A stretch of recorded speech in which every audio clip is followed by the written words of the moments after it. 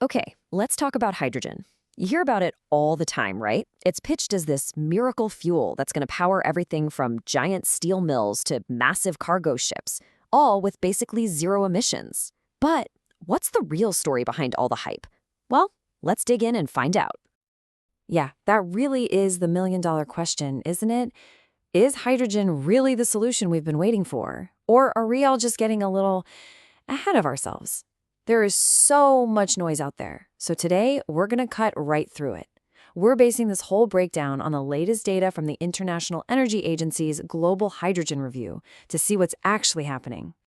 So here's how we're going to break it all down. First, we'll look at the big promise, like why is everyone so excited about hydrogen in the first place? Then we'll dive into the production boom that's happening right now. But that leads to the big question.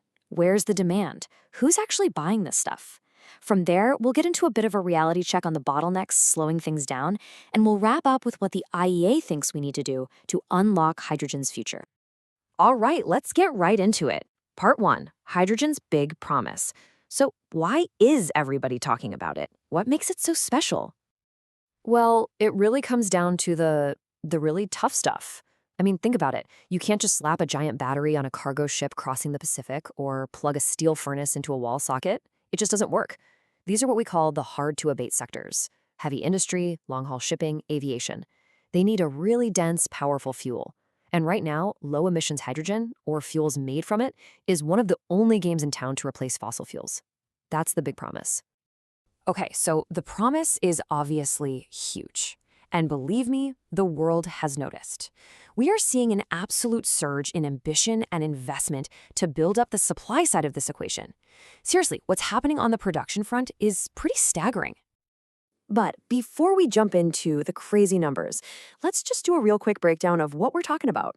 When you hear low emissions hydrogen, it usually means one of two things. First, there's electrolysis. You might know it as green hydrogen. That's where you use renewable electricity like solar or wind to split water into hydrogen and oxygen. Super clean. The other main way is using fossil fuels, but, and this is the important part, capturing the CO2 emissions before they hit the atmosphere. That's called CCUS. Okay, now for the numbers. And this is wild. Just since 2021, the world's capacity to manufacture electrolyzers, the machines that actually make the hydrogen, has grown by a factor of 6. That's a 6x increase. And just to be clear, we're not even talking about the hydrogen plants themselves yet. This is about building the factories that build the parts for the plants. The whole supply chain is just ramping up like crazy. And all that new manufacturing muscle, it's definitely translating into real-world projects. The actual number of electrolyzers installed and operating has shot up 9-fold in that same time frame. 9 times. So yeah, the stuff isn't just sitting on a blueprint. It's getting built. It's getting switched on. So where's all the cash flowing? I mean, which horse is the market betting on? Well, this chart tells the story pretty clearly. While both methods are getting some love, the investment going into electrolysis, that green hydrogen route, is set to be more than 3 times the investment in the CCUS path for 2025. The money is definitely talking, and it's pointing towards renewables. Okay, so the takeaway is clear. We're getting really good at building the machines to make hydrogen. The supply side is booming. But that brings us to the other half of the story. And honestly, it might be the most critical question facing the entire hydrogen industry right now. Who's actually going to buy all this stuff? Now, to really get a grip on the demand side, you need to understand one key piece of jargon: FID, or Final Investment Decision. Think of it like this. It's the moment a project stops being a cool idea in a PowerPoint deck and becomes a real, fully funded thing with shovels in the ground. It's the point of no return, where the serious money gets committed. And, well, this was where we see the problem in black and white. It's a tale of two numbers. On one hand, you have all the announced projects, a whopping 420 gigawatts of ambition. Huge, right? But then you look at the projects that have actually reached that final investment decision, the ones that are actually funded and happening, and it's only 26 gigawatts. That is a massive, massive gap. It's the difference between talk and action, and it's the single biggest challenge for the hydrogen economy right now. So, who are these potential buyers supposed to be?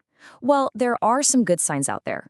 Total Energies put out a big call for hydrogen for its refineries. India had a successful tender for ammonia to make fertilizer, but there's also a lot of hesitation. Some of the biggest steel producers in Europe put out tenders to buy hydrogen, and then crickets.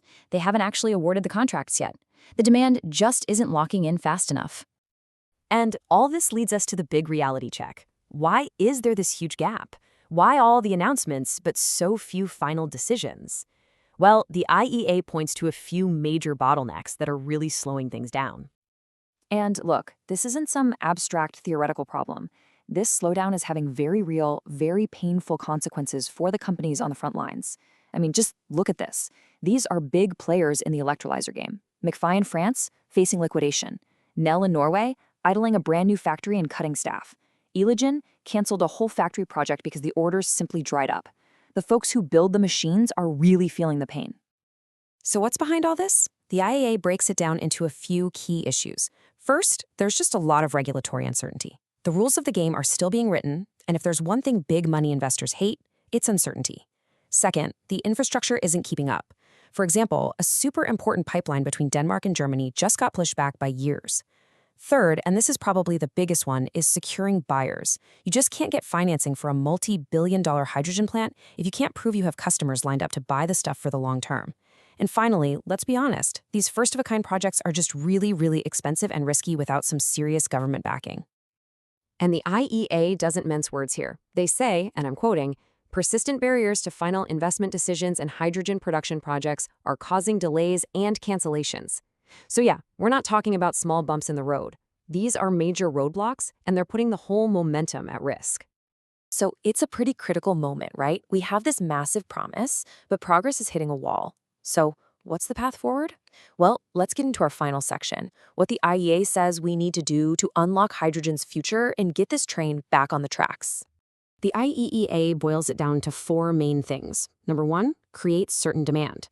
Governments have to step in and basically guarantee there will be buyers. Two, de-risk the pioneering tech. These first projects are risky, they need help. Three, support developing economies. A lot of the best places for cheap green hydrogen need help getting started. And four, harmonize global standards. Basically, we all need to agree on what clean hydrogen actually is. And here's what that actually looks like in the real world.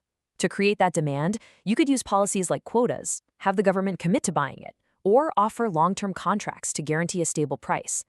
For de-risking, public banks need to step up and back these projects when private money is still too nervous. For developing economies, it's all about true partnership, helping them build their own industries, not just taking their resources. And for standards, it means creating a single global rulebook, so a ton of clean hydrogen made in, say, Chile is certified and accepted the exact same way in Germany or Japan. So there you have it. That's the state of hydrogen today.